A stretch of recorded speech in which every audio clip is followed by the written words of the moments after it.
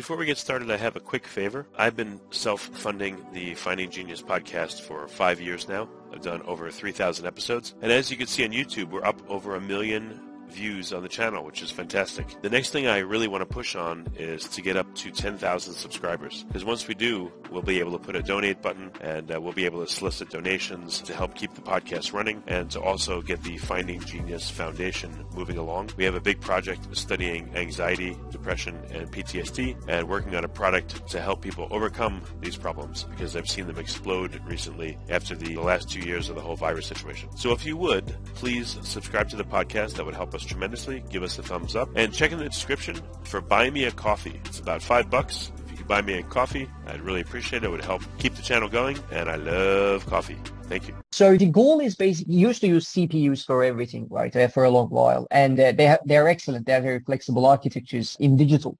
And then the field of deep learning started getting traction, and we said, oh, okay, like these matrix algebra that we want to do actually are much more efficient to be done on a GPU instead of a CPU, right? So we did that transition more than a decade ago, I guess, by now. And the reason we did that was, again, to be able to handle more complex deep learning applications for artificial intelligence.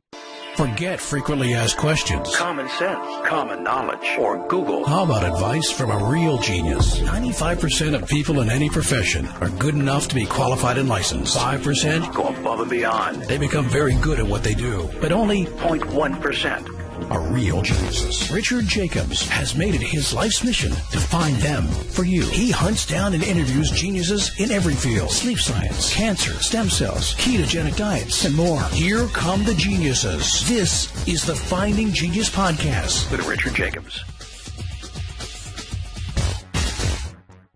Hello, this is Richard Jacobs with the Finding Genius Podcast, now part of the Finding Genius Foundation. My guest today is Murat Onen, PhD.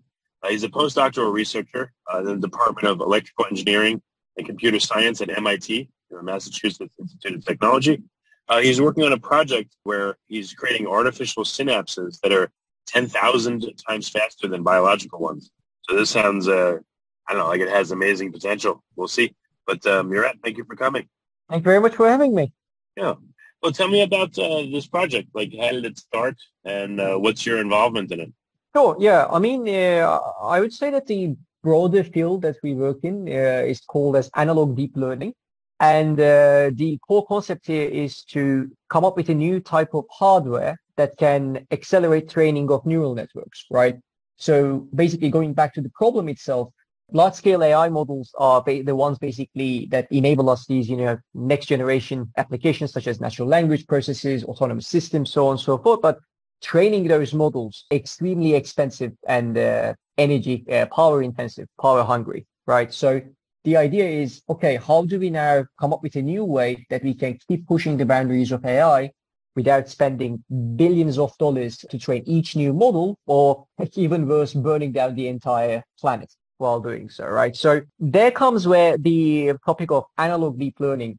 And the idea there is, instead of computing deep learning operations in a conventional digital architecture such as CPUs, GPUs, so on and so forth, we basically use another architecture to do these matrix algebra operations at a much more efficient way and much faster way. So I started in this field in 2016 as an intern at IBM.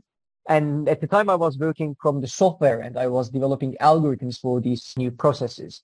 And after that, I went back to my roots. I basically started doing some architecture work, how to design the processes themselves and so on. And ultimately, in my PhD at MIT, I started doing the devices work, which basically led to the publication that you mentioned earlier in the call. So the devices, I would say that, everyone knows, I guess, that transistors are the building blocks for digital hardware, right? So these new devices that we made here are basically the building blocks for this new analog hardware. So you can imagine them as the transistors of this new application. And it has been a topic that is highly researched around the world for the last decade or so. We can go into the details of what, but the promise, again, is to basically accelerate the training of large-scale neural networks at a fraction of the energy cost. So with these synapses, what is your model? Are you using a mouse model? Is it just in a lab dish and you're not even into a living organism? Like, how far along are you with it? Oh, okay. So I think we need to step back a little and do some disambiguation. I mean, I know quite a few people call these things synapses, and that immediately implies biological organisms or in at least biomimetic applications like brain inspired. In all clearness, that is not what we are doing. So there is a certain misconception about I mean, I wouldn't say actually a misconception. The word analog deep learning, sometimes often also called as neuromorphic computing, which in my opinion is a misnomer. But there are a lot of different versions of architectures and applications and approaches for some reason being called under the same name. I personally actually would not call these things as synapses because, again, naturally that leads to some implications saying that, oh, okay, they're doing what human brain is doing, or they're at least trying to mimic that in a way. What we are doing is a very efficient matrix algebra machine. And maybe on the premise, it sounds less cool. But to be honest with you, the practical implications of an efficient matrix machine is quite a lot more than any type of neuromorphic biomimetic approach that you see these days. And there is a very simple reason behind it. Looking at human brain and being impressed is very natural, and it makes perfect sense. But in order to design a system that is after human brain, I mean, we first need to understand what human brain is doing, right? So, and we are quite far away from that. So that's why we can't really go ahead and build new systems that work like brain because we don't understand how the original one works in the first place. So I probably would say that synapses are probably not the right wording, although we're right in saying it that way because so many people use that terminology. I just think it's a bit confusing. So you're not attempting to recreate or augment any existing brain, but what is the goal of the system? If you create these synapse-like structures, is this going to be used for like neural networks, or what would be its purpose? Perfect. Yeah. So the goal is basically, I mean, we used to use CPUs for everything, right, for a long while, and they're excellent. They're very flexible architectures in digital. And then the field of deep learning started getting traction, and we said, oh, okay, like these matrix algebra that we want to do actually are much more efficient to be done on a GPU instead of a CPU, right? So we did that transition more than a decade ago, I guess, by now. And the reason we did that was, again, to be able to handle more complex deep learning applications for artificial intelligence, right? So now we are hitting basically the limits of GPUs. So then the question becomes, what next? So this basically new architectures that we are working on is basically trying to address that problem. They want to become the next generation of GPUs, even though they don't work, similar to how a GPU does, but at a concept-wise, their purpose is going to be they're promising to become these hardwares, training hardwares. So basically chips that train large-scale neural network models such as GPT-3s of the world or the much more advanced versions that are trying to be realized. They're going to be the ones that support. Before we continue, I've been personally funding the Finding Genius podcast for 4.5 years now, which has led to 2,700 plus interviews of clinicians, researchers, scientists, CEOs, and other amazing people who are working to advance science and improve our lives and our world.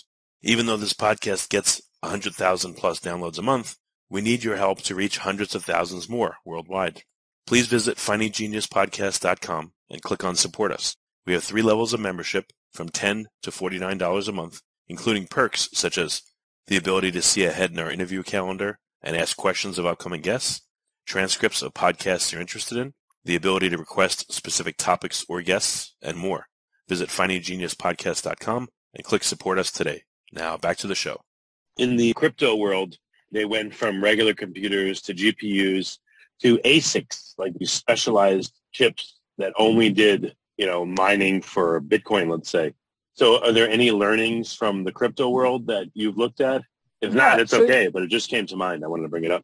No, that's a fair point. I mean, the matrix algebra is indeed, heavily used in cryptography in general, and therefore cryptocurrency and crypto applications themselves. To be completely fair, where these architectures, I mean, can you use an analog machine to do cryptography related applications? Maybe, but there is a critical point to make here. So these analog machines do not operate at the same scientific resolution the digital ones do, right? So they are more erroneous in their nature. They have different noise terms, so their calculations are imperfect. And but just the concept of an application-specific integrated circuit, like they've created is that where you guys are going? Are you just modifying GPUs to make them work better, or are you going for a whole new paradigm that is specific to a particular application you want?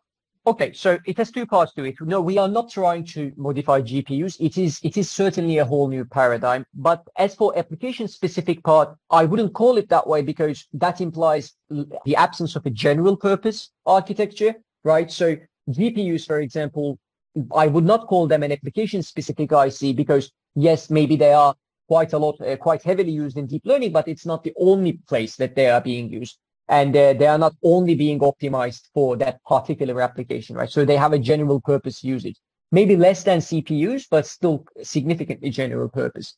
On the other end, some digital ASICs, as you mentioned, some of them basically say, okay, we picked our application, we will optimize everything for that and reduce the redundancies and whatnot. But when you do that, targeting the next application, well, you basically need to start again. So these analog machines that we are working is a general purpose approach. So it is much more similar to GPUs from that point on, but how they work is entirely different. So it is not really like an iterative step from a GPU. It is a complete new paradigm, as you put it earlier.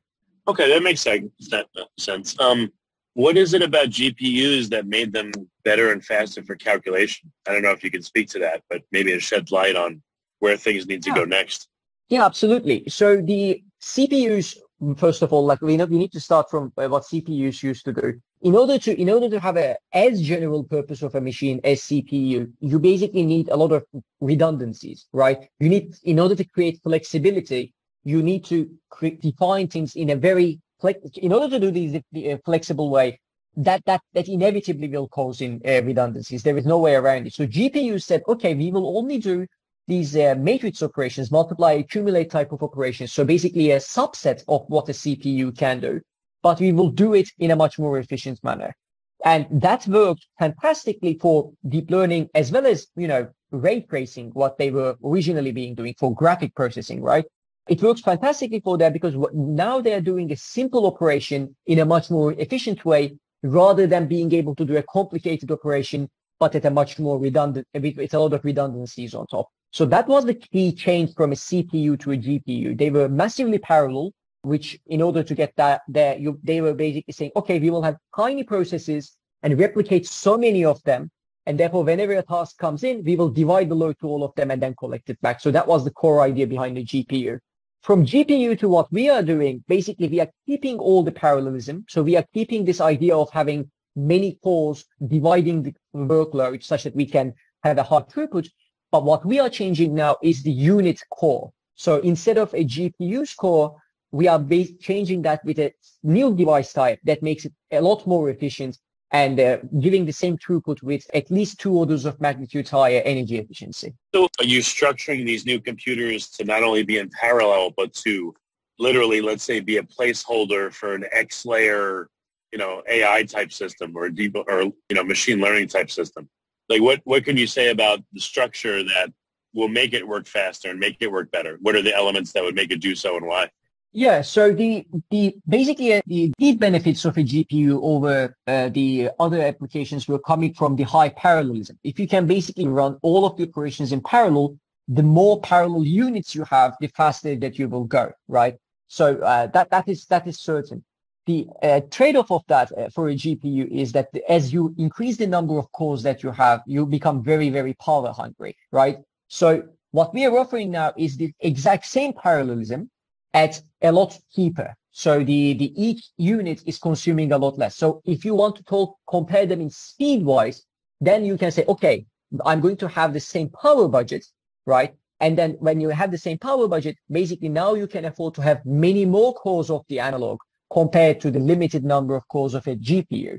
So then if you're running on the same power, you will basically be having 2 orders of magnitude of higher throughput benefits. Or conversely, if you want to say, oh no, I want to do the same operation at the same speed, then you will have 100 times a higher energy efficiency.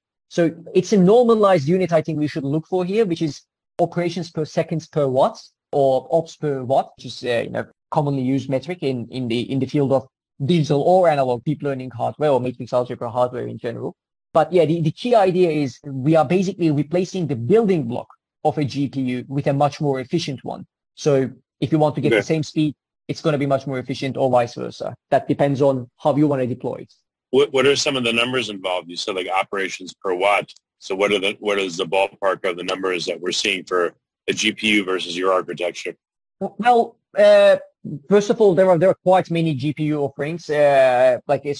It's going to be. I will use some normalized metrics, but they will be ballpark numbers more than anything, right? So most of the GPUs, I think what we are seeing is around a teraops per watt, the advanced ones that we are seeing, and some of them are approaching a little higher than that. As far as I recall, NVIDIA's H100 is supposed to be, I think, 3.8 or 3 teraops per watt. There are some other hardware NVIDIA is not the only player after all in this. For them, I think they can a little closer to 10 teraops per watt kind of metrics.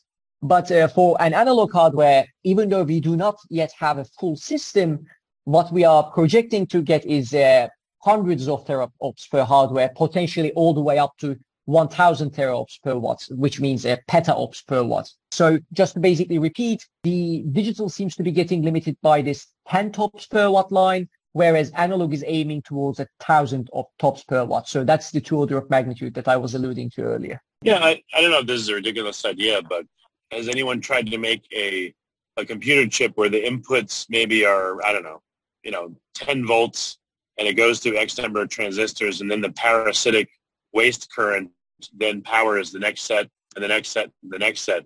So you have to put in, let's say, more energy to the chip, but you're using the waste energy or the excess energy, if possible, to power like lower and lower levels of transistors that need less voltage to turn on. Would that be anything that could be a design element in a certain? I mean, it's certainly not a conventional way to design an architecture. That much I can tell. Can it be done? I guess it's a different question, but I'm not aware of any architecture that is designed in a way that you just described. Yeah, just a thought occurred, so I figured I'd tell you and see if it was ridiculous, or maybe it's something you could chew on later and think about. I don't know if it's useful. So. Yeah, I mean, Okay. new ideas, I guess, always are unconventional, right? So who knows? But as I said, I'm not familiar with any approaches. Okay.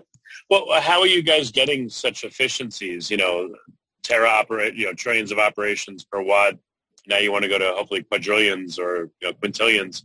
But how do you do that? How is the efficiency increased? What is it? Unless it's proprietary, I understand you can't say, but what can you say about how it becomes so much more efficient? Yeah, no, I can definitely talk about it. So I think, again, it needs to be done in comparison to how digital works, and then it makes a lot more sense to understand what analog is doing better.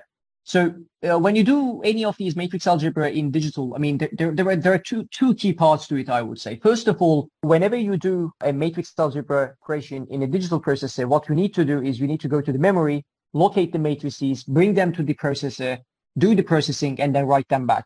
And this memory processor communication consumes a very significant amount of energy and latency when you are dealing with large-scale matrices, right? And it is often called as the memory wall or the von Neumann bottleneck.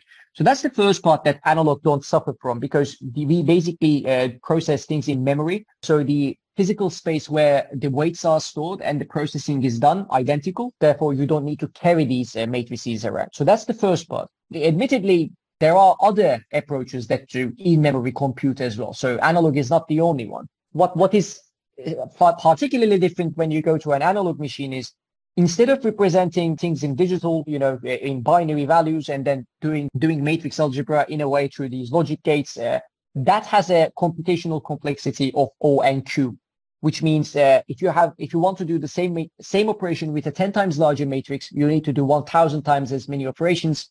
And if you are dealing with a serial processor, such as a CPU, that's going to take 1,000 times as longer. So the way that people reduced that first was to use a parallel architecture, as I was saying earlier, like a GPU, which then you can do it in O and computational complexity. So then the problem becomes, each processing element of a GPU, how much energy it is using, right? So for example, the earlier example I gave from NVIDIA, those high-end GPUs comprise 80 billion. Let me think 1 second. Let's take that out. I don't remember the exact number, but each core of a GPU comprises many hundreds of transistors, right? So then that on its own, the unit element that you have is consuming a lot of power. Instead, in an analog machine, what you do is you use intrinsic physical phenomena in order to compute some of the matrix algebra that you're after. For example, the simplest ones to explain, and actually this is an old idea, that in order to do multiplication, you can rely on Ohm's law. And in order to get to accumulation, you can rely on Kirchhoff's law. And as I said, this idea goes back all the way to early 60s. But now there are also other approaches that are quite a bit more sophisticated and a bit difficult to explain without visuals. You can also do now matrix outer products, which has been impossible to do before in a fully parallel manner with high energy efficiency, right?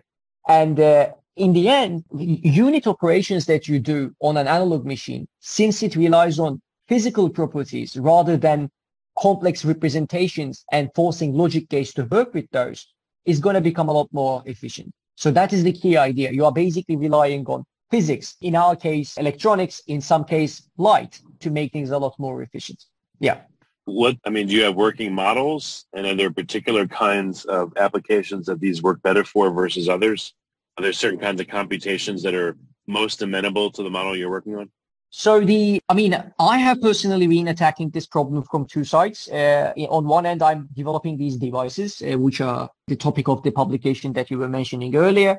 And on the other end, we are doing simulated studies to understand what a full system would look like and what would be its performance benefits and how accurate it would train a neural network, how fast would it train a neural network, how much energy it would train it for.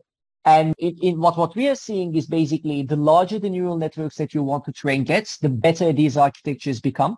So the performance advantage that you have over digital basically increases for increasing complexities of AI models, which is a good sign for sure. But do we already have a chip, a processor that is fully packaged that already does run these things?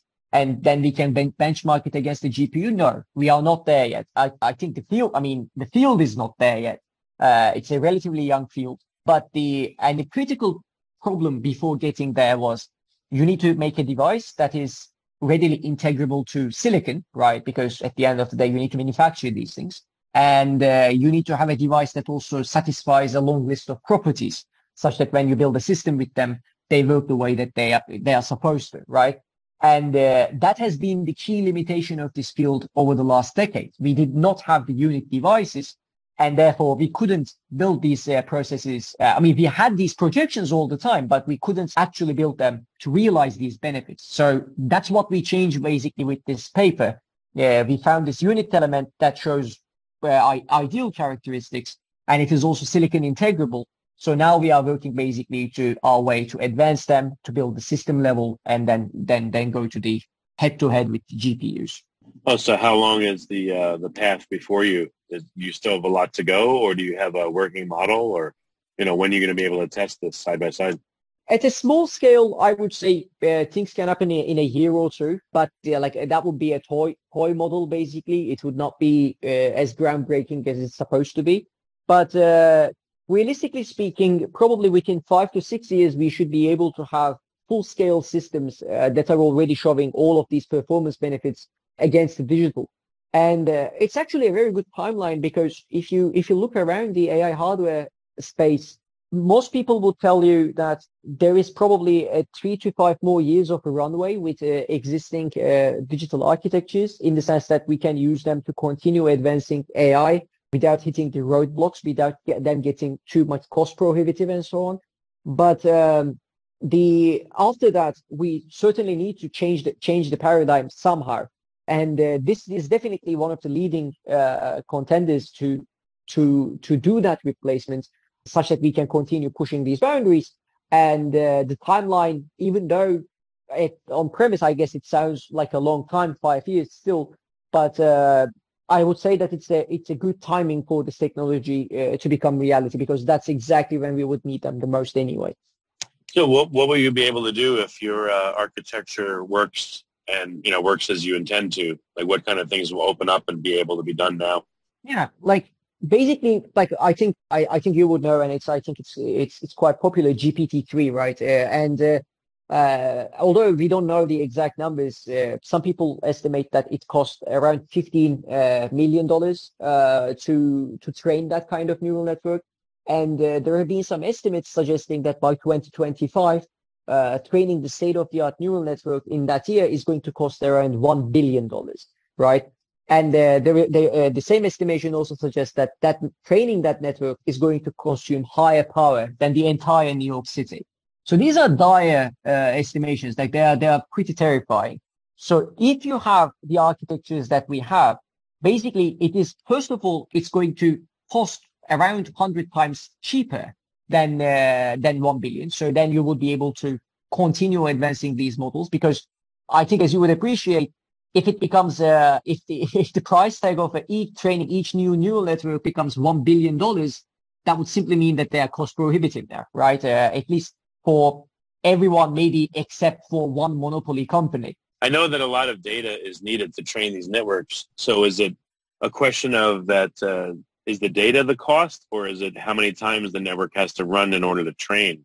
Like, why are there savings? Okay. Definitely the latter. So the data is definitely going to go up. That's for sure. The network sizes are increasing significantly, and therefore passing more amount of data through a longer path is consuming a lot more energy. So if you actually look at the trends of how much compute we need to advance the AI, it's doubling every 2 months, right? So the amount of computations we need to train the next state-of-the-art AI network is doubling every 2 months. So that's a very steep increase. And then the advancement in silicon scaling, what is conventionally known as the Moore's law and its extensions, that's not enough anymore to keep this trend going, right? So and what's going to happen is, at some point, you can't double every 2 months because that's just simply too expensive. And then you will basically need to say, okay, we are not having these nice AI applications that we wanted to have because we just simply can't afford it, right? So the advancements in the AI is going to slow down as a result of that, unless we've come up with a new solution. So that's basically the key. In order to keep pushing the new applications, like for example, if you want self-driving cars, right? We definitely need better hardware in order to be able to train these models, and also in order to train to do inference with these models. But that's a separate topic. I don't want to get into that right now. But both of the hardware needs to definitely become a lot more powerful, such that we can support these novel applications. Otherwise, we are going to hit these roadblocks. That is the exact promise of these analog architectures, to continue the runway, right? So what kind of problems right now are uneconomical or unsolvable, and what kind of problems do you think you'll be able to solve if your system comes online? Are there any famous ones that, again, just can't be solved right now with the level of technology we have? Yeah, I mean, I think you can even see it with the natural language processes that have become quite famous, right? When GPT-3 came out, in order to do natural language processing, which basically means it inputs text queries as input and it outputs answers in text form again. People were super excited, which makes sense because it was super exciting. But advancements upon that became quite tricky. So training basically GPT-4, if you look at the advancement that OpenAI did from GPT-2 to GPT-3, taking another stride at the same magnitude to train GPT-4, that's extremely expensive. So that hasn't happened yet, or at least maybe it's under development, but at least it's not publicly available. And instead of doing that kind of thing, what people started doing is, okay, we can't train even larger neural networks anymore because of these hardware issues that I mentioned. Why not we just use the same model, but tweak it for different applications? They started calling these foundation models. Basically, there exists a trained, very large-scale model. In order to attract a new application field, they try to, instead of doing it out of scratch, they use it as a starting point and just tweak it.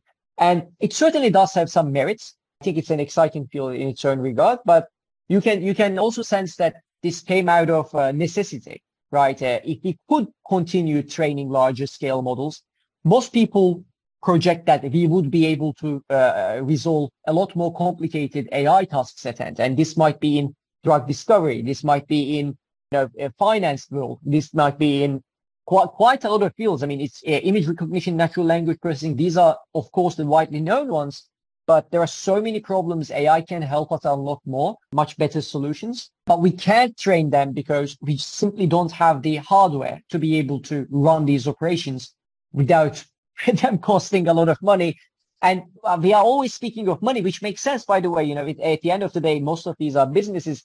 But there is also this other side of this thing, which is the environmental costs that are occurring, right? If this estimation is indeed right, and if indeed by 2025, these networks are going to consume more energy than New York City, that's insane, right? At that point, yes, AI maybe is helping us in some regards, but at the same time, it's also destroying the entire world, right? I mean, I don't want to sound alarming, but the energy costs that go to computation of deep learning applications is extremely significant.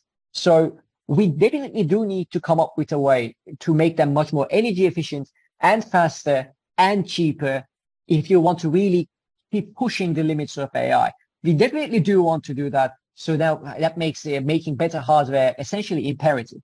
Yeah, no, it makes sense. That's crazy. Well, very good. Murat, where's the best place for people to find out more about your work? Where can they go?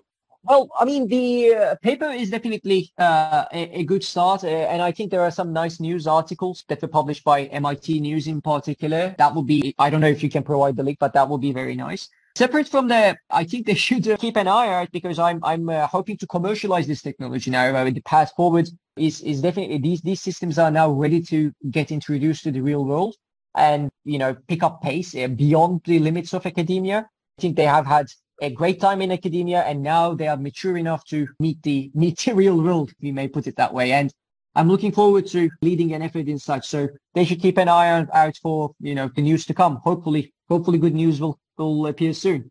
Well, very good. Murat, thank you so much for coming on the podcast and explaining this. It's very technical, but I think you've done a really good job in explaining it. So thank you. Thank you very much for having me again. It was a pleasure. If you like this podcast, please click the link in the description to subscribe and review us on iTunes.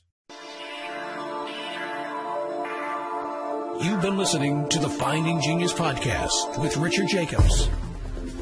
If you like what you hear, be sure to review and subscribe to the Finding Genius podcast on iTunes or wherever you listen to podcasts. And want to be smarter than everybody else? Become a premium member at findinggeniuspodcast.com. This podcast is for information only. No advice of any kind is being given. Any action you take or don't take as a result of listening is your sole responsibility. Consult professionals when advice is needed.